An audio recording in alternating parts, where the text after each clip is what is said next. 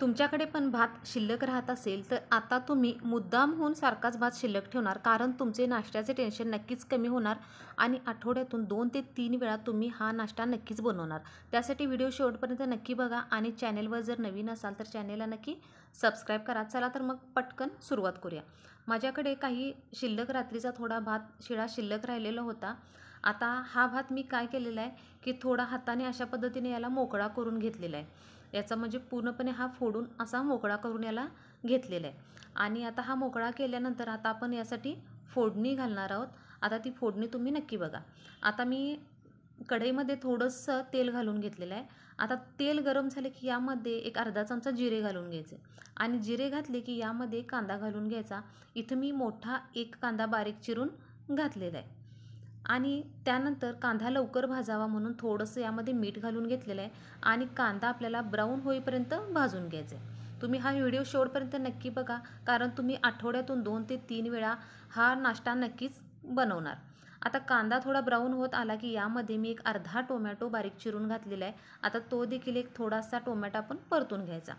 Tomato थोडासा परतला की यामध्ये जराशी कसुरी मेथी घालून घ्यायची आणि पुन्हा याला छान असं मिक्स करून घ्यायचं। आता यामध्ये मिक्स केल्यानंतर आता आपण एक अर्धा चमचा यामध्ये धने पावडर घालणार आहोत आणि एक अर्धा चमचा आपण यामध्ये गरम मसाला घालून घ्यायचा आणि त्यानंतर एक चवीनुसार तिखट घालून घ्यायचं। इथं मी 1 चमचा तिखट घालून घेणार आहे आणि आता छान असं याला मिक्स करून घ्यायचं आणि आता यामध्ये आपल्याला अंडं घालून घ्यायचं आहे, फोडून अंडं घालून घ्यायचं आहे। इथं मी 1 अंडं वापरलेलं आहे, कारण का भात माझा थोडासा शिल्लक होता त्यामुळे मी इथं 1 अंडं वापरलेलं आहे। जर तुमचा भात जास्त असेल तर तुम्ही अंडी 2 ते 3 वापरू शकता। मी इथं 1 अंडं वापरलेलं आहे आणि आपण जसं भुर्जी करतो ना त्या पद्धतीने याला छान असं मिक्स करून घ्यायचं, म्हणजे अंडं असं छान असं फोडून याला घ्यायचं आणि त्यानंतर आपण जो आता भात मोकळा करून घेतला, शिळा राहिलेला भात होता ना, तो मोकळा करून घेतलेला भात आपण यामध्ये घालून घ्यायचा।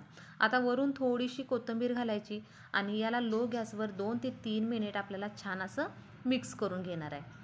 आणि तुम्ही जर याची चव बघितला तर तुम्ही नक्कीच म्हणजे 100% तुम्ही रोज डेली तुम्ही शिळा भात नक्कीच शिल्लक ठेवणार आणि अशा पद्धतीने नक्कीच करून तुम्ही नाश्त्याला हा भात देणार। तर एक 2 ते 3 मिनिट लो गॅसवर असं छान परतल्यानंतर याला लो गॅसवर एक आपण झाकण ठेवायचं आणि एक 2 मिनिट छान अशी वाफ देऊन घ्यायची, जेणेकरून अंड्याचा वास ना सगळ्या आपल्या भाताला लागला पाहिजे, म्हणून एक 2 मिनिट याला छान अशी वाफ देऊन घ्यायची। आणि 2 मिनिट वाफ दिल्यानंतर आपला हा अंडा भुर्जी राईस असा आपला झटपट तयार झालेला आहे। तर तुमचं मला वाटते नाश्त्याचं नक्कीच थोडंफार का होईना टेन्शन कमी झालं असेल। जर शिळा भाताचं रोज रोज काय करायचं हा जर प्रश्न तुम्हाला नक्कीच पडत असेल तर त्यासाठी अशा पद्धतीने तुम्ही नक्की नाश्ता ट्राय करून बघा। आठवड्यातून 2 ते 3 वेळा तुम्ही नक्कीच हा नाश्ता करून बघणार। तर अशा पद्धतीने आपला हा शिळ्या भातापासून अंडा भुर्जी राईस तयार झालेले आहे। तर तुम्हाला हा व्हिडिओ कसा वाटला हे कमेंट करून सांगा। व्हिडिओ आवडला तर चॅनलला नक्की लाईक, शेअर आणि सबस्क्राईब नक्की करा।